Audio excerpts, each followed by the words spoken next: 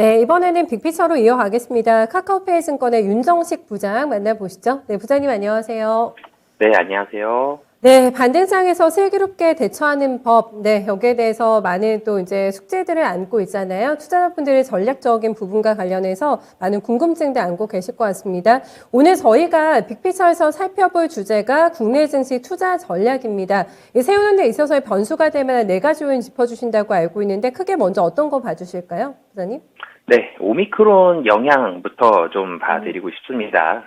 오미크론이 확진자 수가 굉장히 많이 늘어났죠. 이 확진자 수가 진짜 폭발적으로 늘어났습니다. 10만 명까지 늘어나는데 정말 빠른 속도로 좀 단기간에 늘어났죠.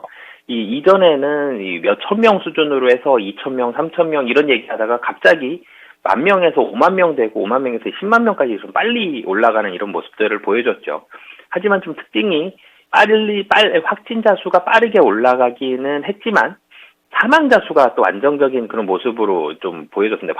사망자 수가 확진자 수에 비례해서 이렇게 올라가는 모습은 나오지가 않았거든요. 이런 부분들이 어떻게 보면 주요국들에서 이 방역 조치를 해제하는 명분이 좀 되는 그런 모습들이 있었습니다. 분명히 이 확진자 수가 늘어나는 거는 우려스럽다. 그리고 감기보다는 그래도 아픈 부분들, 치명률이 그래도 감기보다는 높은 부분들이 있는데 그럼에도 불구하고 사망자 수가 많이 늘어나지 않는다는 이런 점들이 있으면서 2월 들어서 주요국들에서 유럽을 비롯해서 호주라든지 여러 국가들 잇따라 방역 조치를 해제하는 그런 모습들을 보여줬습니다. 하지만 확진자 수가 많이 늘어났기 때문에 이제는 다시 경제에 대해서 그리고 리오프닝 기대감이 있었는데 이런 부분에 대해서 우려하는 목소리들이 상당히 좀 많았었죠. 하지만 이 소비 심리 지수 같은 경우 보면 이 2021년 6월 이후에는 둔화가 됐습니다. 확진자 수가 많이 늘어났기 때문에 그렇지만 소비자 심리 지수가 둔화되는 정도는 심각하지는 않았습니다. 굉장히 완만하게 둔화됐거든요. 크게 우려할 만한 정도가 아니고 기업 실사 지수 같은 경우도 본다라면 21년 7월 이후에 비슷하죠. 소비자 심리 지수하고 비슷하게 둔화를 했는데 기업 실사 지수도 굉장히 완만한 둔화세를 보여줬습니다. 그렇기 때문에 실제로 경기에 대해서는 크게 좋지 않은 그런 영향을 미치는 부분들은 좀 미미한 그런 상황이고요. 확산세 진정된 이후에는 그리고 이 서비스업 중심으로 강화가 될 가능성이 높습니다. 지금 다른 나라들 유럽과 미국보다 국내 확진자 수가 한 1개월 정도 좀 후행하는 그런 모습들 많이 나오고 있는데 미국과 유럽은 확진자 수가 굉장히 또 빠르게 줄고 있죠. 그러면서 서비스업 중심으로 강화되는 그런 모습들이 나오기 때문에 국내에서도 오미크론 확산세가 진정된 이후에는 서비스업 중심으로 강화가 될 가능성이 좀 높다라고 보여집니다. 네, 민생을 아마 우선적으로 고려하겠다라는 쪽으로 정부도 가닥을 잡고 내일 좀 발표가 되지 않을까 싶은데 이것도 잘 봐야 되겠습니다. 거리두기 완화될지 여부도 점검하시면서 변수로서의 영향력까지 체크해 주셨는데 확인해 봤고요. 다음은 의사록이 공개가 되고 나서 이제 우선적인 반응은 그래도 생각보다는 괜찮은데 이렇게 좀 반응이 나왔습니다. 다만 이 의사록이 이제 나왔을 당시가 코로나가 정점에 도달하기 전이었고 우크라이나 변수가 불거지기 전이었기 때문에 원자재 가격이 많이 올라가기 전이었잖아요. 그래서 아직은 안심하기 이르다라는 시각도 분명히 존재하는 것 같은데 의사록 공개는 시장에 어떤 영향을 미치게 될까요?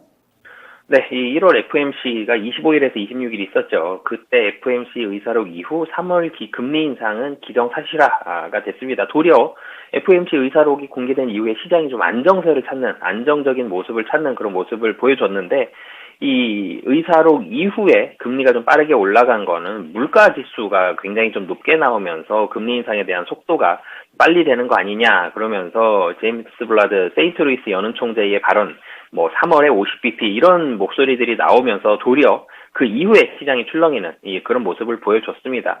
우선 3월 금리 인상은 사실한데 지금 상황에서는 25bp냐 50bp냐 여기서 이제 어느 쪽으로 무게중심이 기울지 이런 부분들을 보고 있고요. 제롬 파월 연준 의장 같은 경우도 고물가의 고착을 막기 위해서 모든 수단을 활용하겠다 이런 모습들을 보여줬기 때문에 금리 인상에 대한 속도는 물가가 상당히 좀 높다라면은 금리 인상 속도는 시장 예상치보다는 조금 빠를 수도 있다라고 보여지고요. 가장 지금 시장에서는 컨센서스로 가장 많은 목소리들이 나오고 있는 게 5회 인상 혹은 4회 인상 하더라도 한 번 정도 50bp 하고 총 연간으로 125bp 인상을 예상을 많이 하고 있습니다. 물가가 지금은 가장 크게 좀 영향을 미치는 그런 모습들인데요. 미국 물가도 굉장히 좀 높게 나왔고요. ECB 물가 상승률도 굉장히 높습니다. 97년 내 최고고요. 실업률도 집계일의 최저치이기 때문에 ECB에서도 금리 인상 가시권이다라고 보시면 되겠습니다. 일본을 제외하고는 주요 선진국들은 모두 금리 인상에 동참하고 있다라고 보시면 되겠고요. 한국은행 같은 경우도 굉장히 많이 올라와 있죠. 그리고 국내 이 한국은행에서도 1월 금통위 의사록 본다라면은 가장 많이 나오고 있는 얘기가, 가장 중요하게 나오고 있는 얘기가 인플레이션입니다. 여기 이 의사록에 이런 문구가 있죠. 주의 깊게 살펴봐야 할 변수는 기대 인플레이션이다. 여기도 인플레이션 얘기가 또 나오고 있기 때문에 미국도 그렇지만 유럽도 그렇고 한국도 그렇고 모두 지금 물가를 가장 중요하게 보고 있고요. 한국은행 같은 경우는 22년도 1월 그리고 작년에는 8월과 11월 총 3차례에 걸쳐서 금리 인상을 했고요. 코로나19 이전 수준인 1.25%에 도달을 했습니다. 그러면서 올해 2차례 정도 추가 인상이 좀 가능하다라고 보여지고요. 그렇게 된다라면 베이비 스텝으로 갈 거기 때문에 1.75% 정도 예상을 하고 있습니다. 하지만 과거 대비해서는 좀 달라진 모습들이 있습니다. 과거 금리 인상하는 그 시점 대비해서는 인플레이션은 좀 높은 상황이고요.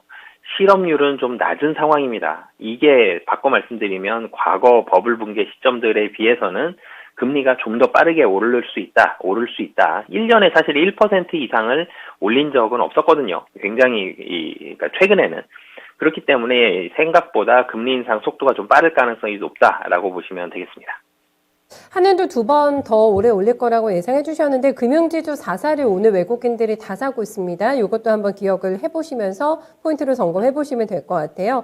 저희가 짐을 계속해서 덜어내고 있는 이번 주인데 우크라이나 관련해서 긴장감 많이 완화됐잖아요.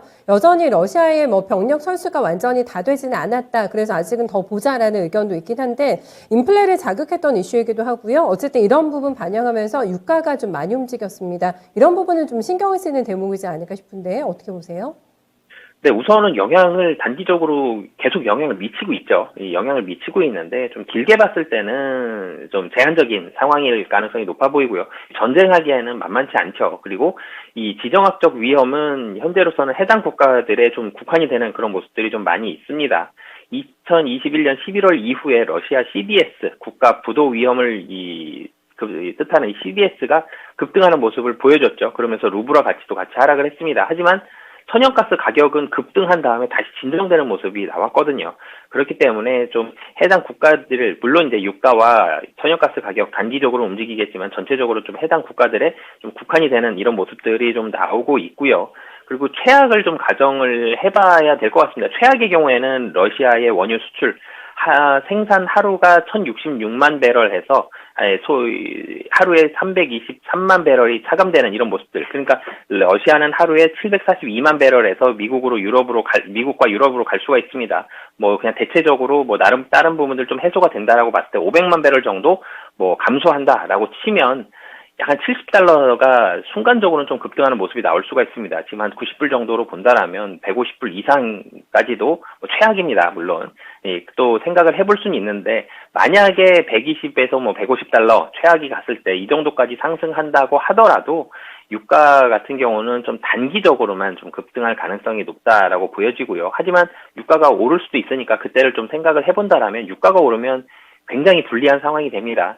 지금 중앙은행이 안 그래도 물가를 잡기 위해서 금리를 올리고 있는데 물가가 올라가는 주요한 요인 중에 하나가 유가였습니다. 국내에서도 우리나라도 무역수지 적자의 가장 큰 이유가 지금 유가인데요. 유가가 좀 급등을 해버리면 중앙은행이 금리 올리는 거가 사실 다 상쇄해버리고 중앙은행이 금리 올리는 거에 대한 의미가 없어지는 그런 모습들이 나올 수 있기 때문에 유가 상승은 굉장히 좀 부담스러운 요인이고 그리고 아시아에서는 사실은 기름이 나지가 않죠. 그렇기 때문에 유가 상승은 아시아의 다른 나라보다도 좀 더 불리한 그런 상황이 나올 것으로 보여집니다. 하지만 유가 상승은 지속적으로 가기에는 좀 만만치는 않은 가능성이 높지는 않은 그런 상황이다라고 말씀드리겠습니다. 네, 아무래도 수입에 전량 의존을 해야 되기 때문에 부담스럽긴 한데 예상만큼의 그렇게 공격적으로 유가 상승이 더 일어나지는 않을까 이렇게 예상까지 함께 들어봤습니다. 전반적인 변수에 대한 부정적인 시장의 영향력 크지 않을 거라고 봐주시는 것 같아가지고요. 그렇다면 전략 포지션도 조금 더 공격적으로 전환 가능한지 그 부분을 좀 점검해 볼까요? 네, 우선 심리적으로는 불안 심리가 지속이 되고 있습니다. 하지만 어느 정도는 좀 완화가 될 가능성이 높다라고 보여지는데 왜 그러냐면 빅스 지수라든지 뭐 V 코스피 지수 같은 경우도 단기적으로는 좀 올랐었죠. 코로나 직후에 굉장히 크게 올랐습니다.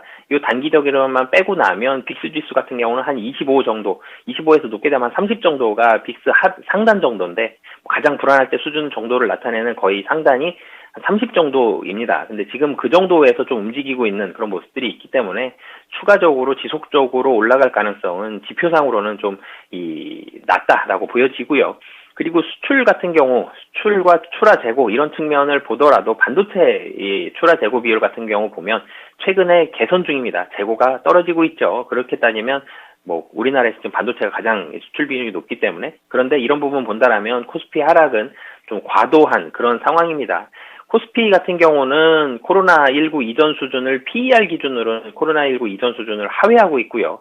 PBR도 거의 1배 수준에서 움직이고 있습니다. 그렇기 때문에 밸류에이션적으로는 비싼 정도는 아니다. 뭐 사실 싼 거에 좀 더 가깝죠. 그렇기 때문에 밸류에이션적으로는 하락은 좀 제한적인 부분들 있다라고 보시면 되겠습니다. 그러니까 추가적으로 상승하기에는 금리가 너무 빨리 올라가고 있고요. 뭐 우크라이나 지정학적 리스크도 있습니다. 그렇기 때문에 상단은 한 2,800 정도 이상을 가기에는 좀 부담스러운 그런 상황들이 있기 때문에 상단은 제한적이지만 하단도 또 마찬가지로 또 제한적인 그런 상황이다라고 보시면 되겠고요.